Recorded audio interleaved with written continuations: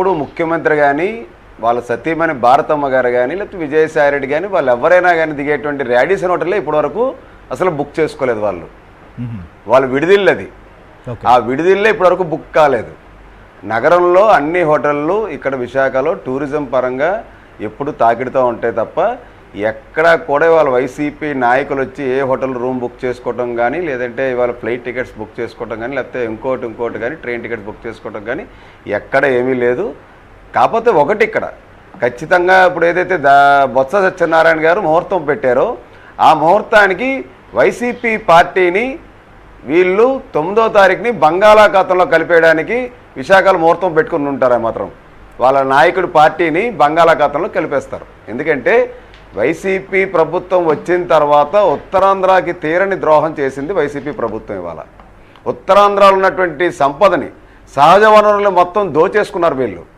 ఉత్తరాంధ్రకి కనీసం ఒక ప్రాజెక్టు తీసుకురాకపోగా కనీసం సుజల స్రవంతి ప్రాజెక్టు ద్వారా కూడా అసలు కనీసం నీళ్లు తేలేకపోయినటువంటి దుస్థితిలో ఇంత దుర్మార్గమైనటువంటి ఈ పాలకులు ఉన్నారు వీళ్ళు. అటువంటిది ఉన్న కంపెనీలే ఇవాళ వెళ్ళిపోయినాయి.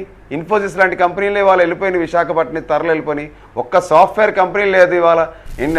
వీళ్ళు టూరిజం హబ్ చేస్తారని చెప్పారు. ఉన్నటువంటి ఋషికొండని అద్భుతమైనటువంటి 400 ఏళ్ల చరిత్ర కలిగినటువంటి ఋషికొండని విధ్వంసం చేసి బోడుగుండు చేసేసి వీళ్ళు ఆ యొక్క 500 కోట్ల రూపాయలతో ప్యాలెస్ కట్టుకున్నారు అక్కడ. అంటే వీళ్ళు ఎక్కడా కూడా ఉత్తరాంధ్ర సంపదని ఎక్కడా కూడా వీళ్ళు దోచుకోవడానికి వీళ్ళు పరిపాలనా రాజధాని పేరుతో వీళ్ళు పెద్ద ఎత్తున హడావిడి చేశారు. ఇప్పుడు కూడా ఎందుకంటే ఈ హడావిడి చేస్తున్నారు, మిగిలిపోయినటువంటి రావాల్సినటువంటి వీళ్ళకి బాకీలు ఏవైతే ఉన్నాయో జరిగినటువంటి ట్రాన్సాక్షన్స్ ఇంకా రావాల్సిన సొమ్ములు అయితే ఉన్నాయో వాళ్ళందరినీ ఏమార్చి మళ్ళీ మన ప్రభుత్వం వస్తుంది, మీరు ఇవ్వాల్సినవన్నీ ఇచ్చేసేయండి, ఇంకా వీలైతే కొద్దిగా అడ్వాన్సులు కూడా ఇవ్వండి అని చెప్పి ఇంకా దోచుకు తినడానికి వస్తున్నారు. మొన్న కూడా నాకు తెలిసి అయితే అంటే చీఫ్ సెక్రటరీ గారు భోగాపురం ఎయిర్పోర్ట్కి దేనికి వెళ్ళి ఉంటారంటే ఇంకా ఇవ్వాల్సిన కిక్ బ్యాక్ కూడా ఏమాత్రం ముఖ్యమంత్రి జగన్మోహన్ రెడ్డి గారు అదేదో తీసుకురా బాబా అని చెప్పి ఉంటారు, అందుకే వెళ్ళుంటారేమో.